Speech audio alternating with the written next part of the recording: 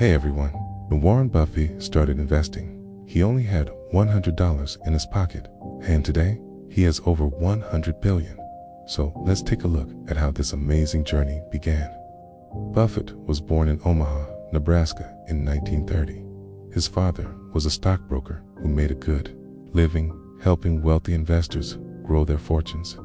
But the family never really had much money because every time they saved some money, his dad would invest it in the stock market and lose it. Warren was only 6 years old when his parents got divorced, so his sister and he went to live with his dad.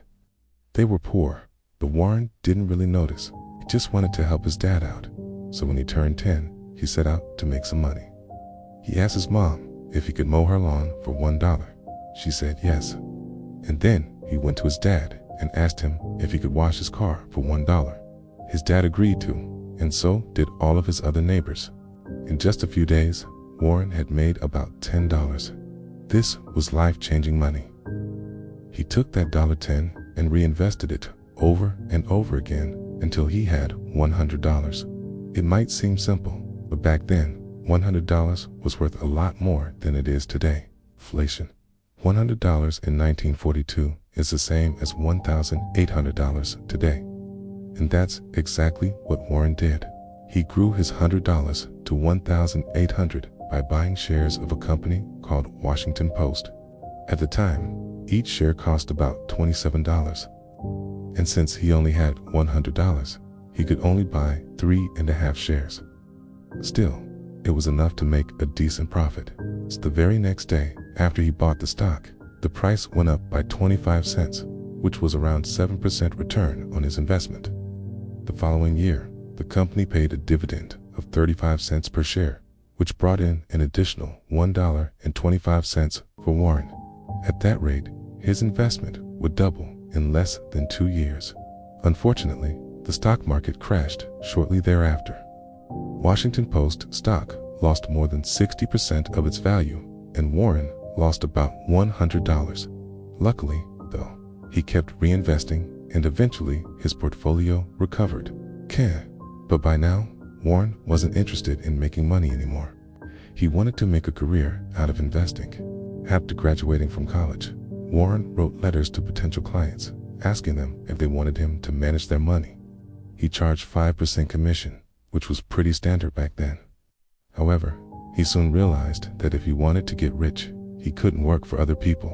He needed to invest his own money. So he borrowed $1,000 from his father and used it to buy shares of a company called Geico. A year later, the stock had tripled in value, netting him a profit of $2,000. Warren took that money and reinvested it in another company called American Express. Again, the stock went up in value and Warren made even more money. But his success didn't last long. The stock market crashed again and Warren lost most of his money.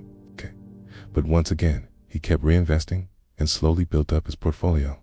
By now, Warren wasn't just looking for stocks that had high growth potential. He wanted companies that were undervalued by the market. In 1962, he invested in a textile company called Berkshire Hathaway. It was trading at a very low price compared to its actual value, so Warren bought as many shares as he could. Over the next couple of years, the stock price went up by over 1,000%.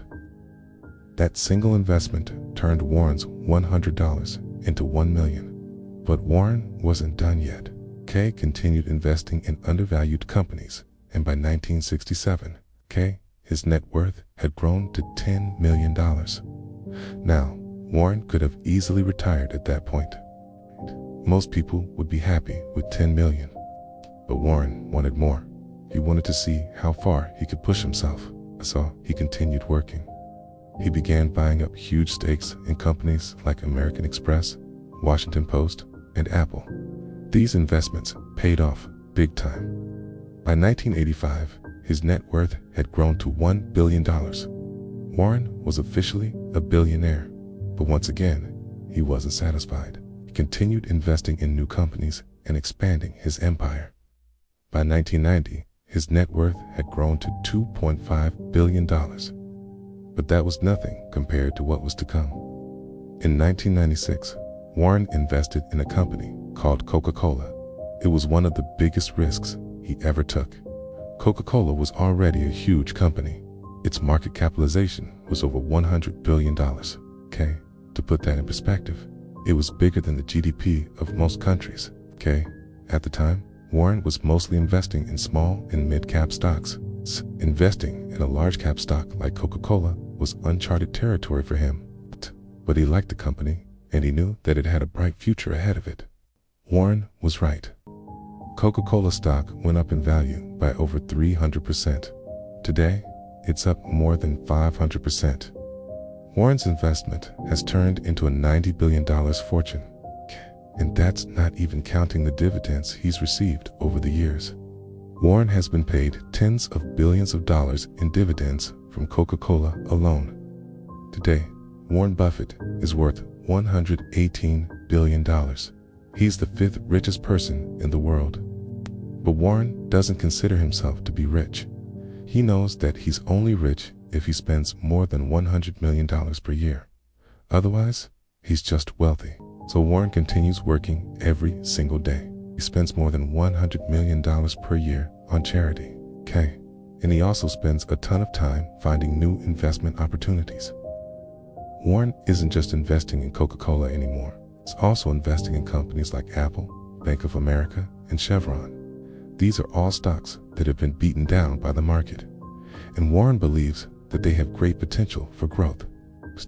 Warren's investment strategy is simple. He looks for companies that are undervalued by the market. He buys those stocks and then holds them for a long period of time. Warren's secret to success is patience.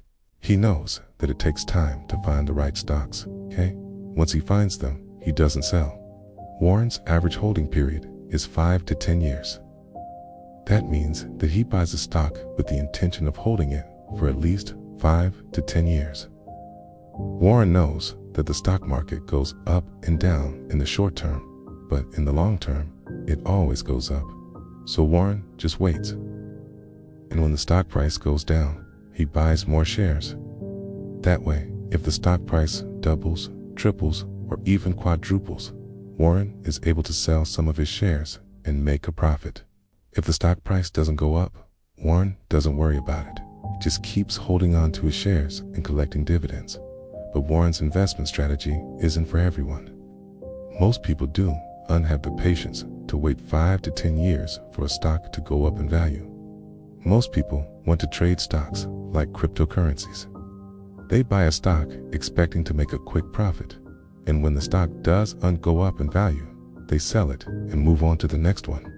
Warren knows that this is a bad strategy.